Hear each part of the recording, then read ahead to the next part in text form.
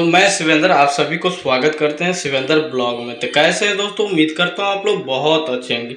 तो भाई लोग, गाने जो है काफ़ी बवाल मचा रखा है बिहार में और काफ़ी मज़ा आ गया। खेसारी भैया का सॉन्ग आते ही काफ़ी कितने लोगों को गाड़ फटी का फटी रह गया। तो भाई लोग बता दूं कि खेसारी भैया का वो बहुत लोग उड़ा रहा था कि अभी फंस गया। तो भाई लोग जैसे आया सबका गांड फटी फटी रह गया और काफी मजा आया। ये गाना सुन के काफी गजब का लगा। और बिहार में हुई भाई लोग, बिहार में हुई काफी गजब का। आप लोग थोड़ा सा टेलर भी आप लोग देखे होगा, कल सुबह ही मतलब ये गाने को रिलीज किया जाएगा खेसारी म्यूजिक वर्ल्ड पर।